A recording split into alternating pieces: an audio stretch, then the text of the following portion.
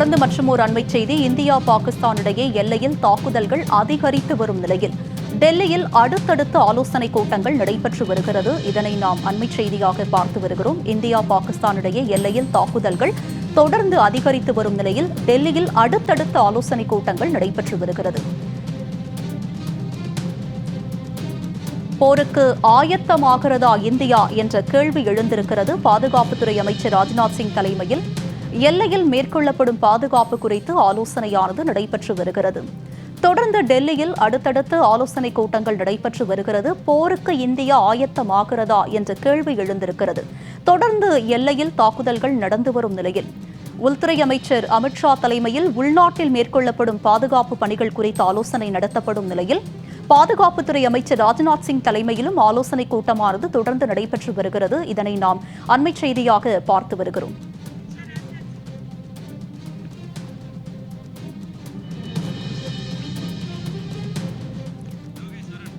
இது பற்றிய அண்மை தகவல்களோடு இணைகிறார் எமது சிறப்பு செய்தியாளர் யோகேஸ்வரன். அவரிடம் விவரங்களை கேட்டு பெறலாம்.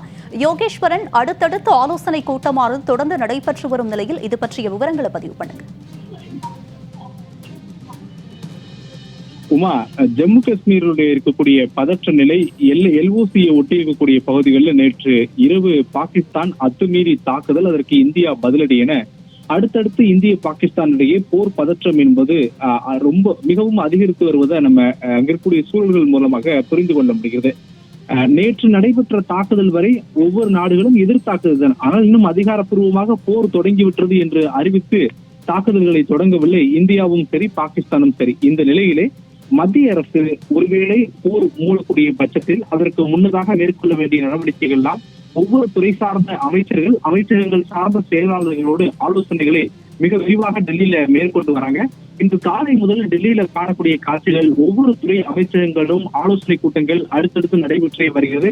ஆலோசனை கூட்டங்கள்ல நாடு முழுவதும் இருக்கக்கூடிய அதிகாரிகள் ஒன்றிணைக்கப்பட்டு ஆலோசனை மேற்கொள்ளப்படுகிறது அப்படின்றதையும் தெரிந்து கொள்ள முடியுது. இன்று காலையில மத்திய பாதுகாப்புத்துறை அமைச்சர் ராஜ்நாத் சிங் தலைமையில பாதுகாப்புத்துறைக்கான ஆலோசனை கூட்டம் என்பது நடைபெற்றது. அதுல எல்லைப் பகுதிகளில் மேற்கொள்ளப்படக்கூடிய பாதுகாப்பு பணிகள் உள்ளிட்டவை குறித்தெல்லாம் ஆலோசித்திருந்தார்கள்.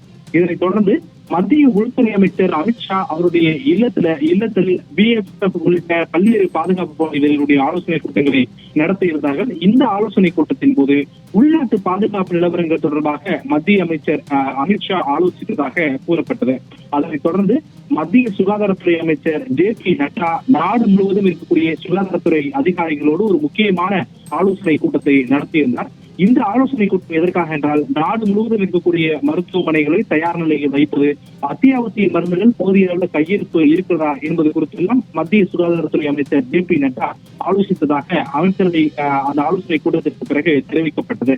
நான்காவது துறையாக மத்திய விவசாயத்துறை அமைச்சர் சிவராஜ் சிங் சௌகான் தலைமையில நாடு முழுவதும் உற்பத்தி திறன்கள் குறித்தான ஆலோசனை கூட்டம் என்பது செயலாளர்கள் தலைமை மட்டத்துல நடைபெற்றது. இதுல தற்போது நாட்டின் மேல் கையிருப்பு அரசிடம் இருக்கக்கூடியது அரிசி, கோதுமை, பருப்பு மற்றும் இதர பொருட்களுடைய கையிருப்பு போதுமான அளவு இருக்கிறதா, தற்போதைய பயிர் காலத்துல பயிர் செய்யப்பட்டிருக்கூடிய பயிர்களுடைய எண்ணிக்கைகள் குறித்தும் ஆலோசிக்கப்பட்டது. அடுத்தடுத்த மாதங்கள்ல பயிர்விக்கக்கூடிய பயிர்கள், அதே நேரத்தில் அறுவடை செய்யக்கூடிய பயிர்களுடைய எண்ணிக்கை, அதை சேமித்து வைக்கக்கூடிய திறன்கள் உள்ளிட்டவை குறித்தும் மத்திய விவசாயத்துறை அமைச்சரும் ஆலோசித்திருக்கிறார். இவற்றை தவிர முக்கியமானது போர் காலங்களில் தேவைப்படிய அத்தியாவசிய ஒன்று எரிபொருள். இந்த எரிபொருள்கள் நாட்டில் இருக்கக்கூடிய முக்கியமான எண்ணெய் நிறுவனங்களிடம் கையிருப்பு இருக்கிறதா என்பது குறித்து மத்திய பெட்ரோலியம் மற்றும் இயற்கை எரிவாயுத்துறை அமைச்சகமும் ஒரு ஆலோசனை கூட்டத்தை நடத்தி இருக்கிறாங்க.